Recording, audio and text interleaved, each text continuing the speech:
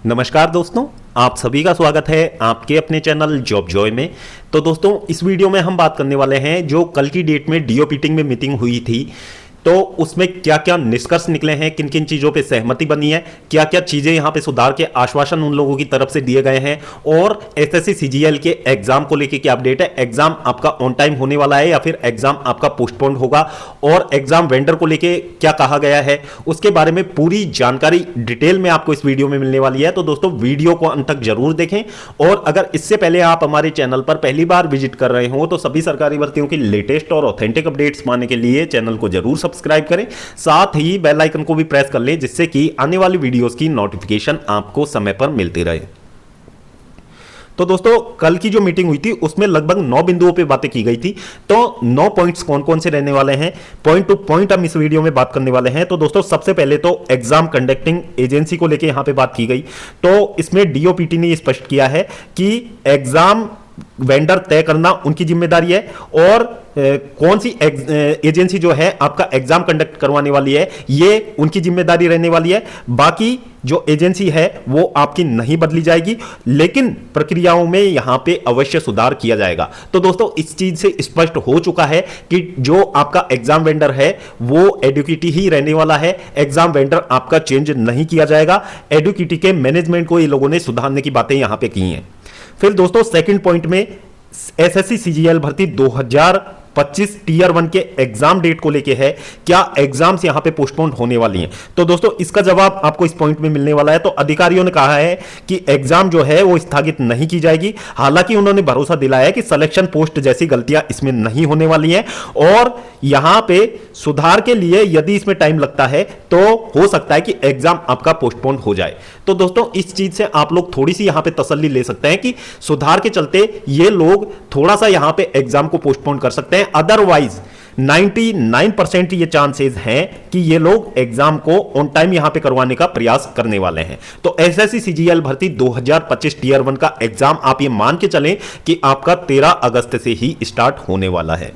अब दोस्तों, तीसरे पॉइंट में क्या बातें हुई हैं, एग्जाम सेंटर को लेके यहां पे डिस्कशन किया गया है। तो इस मुद्दे पर डीओपीटी का रुख पूरी तरीके से सकारात्मक रहा है। उन्होंने आश्वासन दिया है कि परीक्षाओं के जो अभ्यर्थियों के जो सेंटर हैं वो दूर दराज में नहीं दिए जाएंगे। तो इस चीज में इन लोगों ने कठोरता से यहां पे एक्शन लेने के लिए कहा है कि जो सेंटर्स हैं वो दूर नहीं दिए जाएंगे, आपके आसपास ही जो सेंटर्स आपने मांगे हैं वहीं पे आपको एग्जाम सेंटर्स दे दिए जाएंगे। अब दोस्तों, ये चीजें तो आगे जाके पता चलेंगी जब एसएससी के एग्जाम के लिए जो सिटी इंटीमेशन जारी होगा उसमें ये चीजें एक्चुअल में पता लग पाएंगी कि कितनी इनके जो इन वादे किए हैं उनमें कितनी यहां पे सच्चाई है और कितना यहां पे जुमला है। तो ये चीजें यहां पे देखने लायक होंगी, क्योंकि यहां पे ये चीजें अगर बदली जाती तो स्टार्टिंग से ही बदली जा सकती थी, लेकिन जो करंट वेंडर है उसके पास में इतने ज्यादा रिसोर्सेज नहीं है। ये चीजें शायद आपको अच्छे से पता लग गई होंगी जब सिलेक्शन पोस्ट का एग्जाम इन लोगों ने कंडक्ट करवाया है। उस एग्जाम की प्रक्रिया में ये चीजें अच्छे से क्लियर हो गई होंगी कि इनके पास में कितने रिसोर्सेज हैं और कितने सेंटर्स हैं इनके पास में। तो ये चीजें थोड़ी सी यहां पे होना पॉसिबल नहीं लग रहा है, लेकिन फिर भी यदि इन लोगों ने आश्वासन दिया है तो इनकी बात एक पल को मान लेनी चाहिए, और थोड़ा सा वेट यहां पे करके देखेंगे कि सीजीएल के जो सिटी इंटीमेशन आते हैं उनमें जो एग्जाम सिटी है वो आप लोगों की कहां पे आती है। फिर चौथे नंबर के बिंदु में रेलवे भर्ती का मुद्दा यहां पे उठाया गया था। रेलवे से कोई भी अधिकारी मीटिंग में मौजूद नहीं था, इसलिए बस मुद्दे का जवाब नहीं मिल पाया है, लेकिन डीओपीटी ने कहा है कि अगली मीटिंग में रेलवे के अधिकारियों को भी बुलाया जाएगा और उनसे इस चीज के जवाब मांगे जाएंगे। तो रेलवे की तरफ से कोई भी ऑफिशियल्स वहां पे मौजूद नहीं थे, तो इस वजह से रेलवे के ऊपर कोई खास बात यहां पे नहीं हो पाई है। अब दोस्तों, बात कर लेते हैं 5वें नंबर पॉइंट की। तो इसमें अभ्यर्थियों की समस्याओं के समाधान के लिए एक ग्रेवेंस सेल का यहां पे गठन किया जाएगा, जो कि कैंडिडेट्स के जो प्रॉब्लम्स हैं उनका सॉल्यूशन यहां पे करने वाली है। तो इस चीज का आश्वासन इन लोगों ने दिया है। अब ये लोग कब ये ग्रेवेंस सेल बनाएंगे और कब यहां पे स्टूडेंट्स की जो समस्याएं हैं उनका समाधान होगा, अब ये देखने वाली बात है कि ये लोग जो इनके द्वारा किए गए वादे हैं इन पे तत्परता से काम करते हैं या फिर नहीं करते हैं। फिर दोस्तों, 6ठे नंबर पॉइंट में यहां पे आंसर की को लेके बातें की गई थी कि आंसर की में जो ऑब्जेक्शन रेज करते हैं कैंडिडेट, उनसे 100 रुपए फीस के नाम पे वसूले जाते हैं। तो ये 100 रुपए कैंडिडेट के वापिस करने की इन लोगों ने बात कही है कि जो कैंडिडेट से फीस ली जाती है उसको हम रिफंड कर देंगे। तो ये चीजें इन्होंने कही है। तो इसका सॉल्यूशन ये भी हो सकता था कि कैंडिडेट से ये लोग ऑब्जेक्शन फीस ले ही ना, और इनके पास में इतने पर्याप्त मात्रा में यदि रिसोर्सेज हैं तो एग्जाम में रॉन्ग क्वेश्चन डाले ही क्यों जाएं। जब इतने अधिक मात्रा में इनके पास रिसोर्सेज हैं तो रॉन्ग क्वेश्चन डालने का ही क्या मतलब है, कैंडिडेट उस पर आपत्ति क्यों जाहिर करे। तो ये चीजें यहां पे एसएससी नहीं सुधारना चाहती, उनको यानी कि ऑब्जेक्शन फीस लेनी है। अब दोस्तों ये लोग लौटाएंगे या नहीं लौटाएंगे, ये सब चीजें जो हैं वो भविष्य के गर्भ में है। बाकी ये चीजें बाद में पता लगेंगी कि एसएससी अपने जो वादे हैं उन पे कितना यहां पे अड़िग रहता है। फिर दोस्तों जो 7वें नंबर का पॉइंट था उसमें एसएससी सीपीओ के बारे में बात की है। एसएससी सीपीओ 2024 के जिसका रिजल्ट का इंतजार कैंडिडेट इतने लंबे समय से कर रहे हैं, लगभग 18 महीने का समय गुजर चुका है इस भर्ती को लेके। तो दोस्तों यहां पे अब जाके इन्होंने जवाब दिया है। हालांकि जवाब तो कोई यहां पे सेटिस्फाइड कर देने वाला नहीं है, बस इन लोगों ने ये कहा है कि जो रिजल्ट है वो 1 सप्ताह में ये लोग जारी कर देंगे। इसमें क्यों डिले किया गया है, कैसे इस चीज में डिले हुआ है, इस पे इन्होंने जवाब देना उचित नहीं समझा है। बस इन लोगों ने यह वादा किया है कि अगले 1 सप्ताह में जो सीपीओ भर्ती 2024 है उसका फाइनल रिजल्ट ये लोग जारी करने वाले हैं। अब दोस्तों इसमें भी कितनी सच्चाई है ये भी देखने लायक होगी, अगले 7 दिनों में पता लग ही जाएगा कि कितने ये लोग अपने वादे के पक्के हैं। फिर दोस्तों 8वें पॉइंट में एसएससी में वेटिंग लिस्ट की बात की गई है।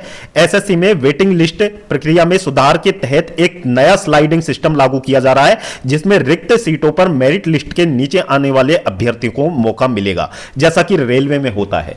तो दोस्तों ये चीजें तो भर्ती के बाद में ही पता लगेंगी कि जो इनकी वेटिंग लिस्ट है वो ये लोग किस तरीके से वहां पे जारी करते हैं और कितनी कट ऑफ वहां पे मतलब घटाते हैं, किस तरीके से चीजें वर्क करेंगी, क्योंकि इससे पहले अभी तक एसएससी में कभी वेटिंग लिस्ट नहीं आई है। तो ये चीजें देखने लायक होंगी और ये चीजें लास्ट में ही पता लग पाएंगी, अभी इनके बारे में कहना बहुत ज्यादा मुश्किल है।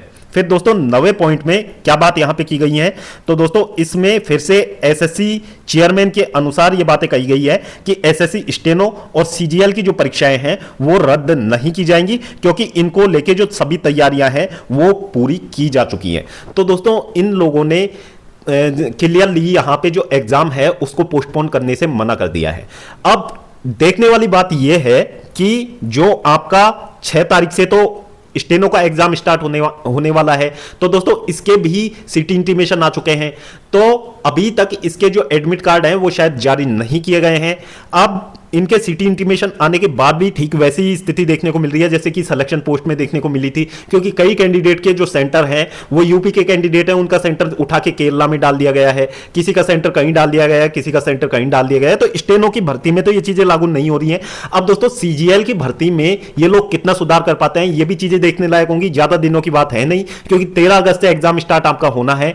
तो ये यदि 5 दिन या फिर 6 दिन पहले भी यदि सिटी इंटीमेशन जारी करते हैं तो 6 या 7 अगस्त के आसपास एसएससी सीजीएल के भी ये लोग सिटी इंटीमेशन जारी करेंगे। तो उसमें ये चीज देखने लायक होगी कि कैंडिडेट्स के जो सेंटर हैं वो कहां पे दिए जा रहे हैं। अब ये जो ये लोगों ने वादे किए हैं कि जो एग्जाम सेंटर है वो नजदीक दिए जाएंगे, तो इन चीजों में थोड़ी सी यहां पे विश्वास करने में कठिनाई हो रही है, क्योंकि जब ये चीजें 6 महीने से नहीं सुधर पाई तो 6 दिन में क्या ये चीजें सुधर पाना पॉसिबल है या फिर नहीं, क्योंकि इनके पास रिसोर्सेज ही नहीं है, इनके पास इतने पर्याप्त मात्रा में सेंटर्स ही नहीं है कि कैंडिडेट्स के जो एग्जाम है वो नजदीक में ही कंडक्ट करवा लिए जाए। तो ये चीजें यहां पे हैं। अब दोस्तों ये सब चीजें तो समय आने पे ही पता लगेगा कि इनके जो वादे हैं वो कितने सच्चे हैं, या सिर्फ इन लोगों ने आंदोलन को शांत करने के लिए ये जो मांगे हैं कैंडिडेट की वो यहां पे मानी है।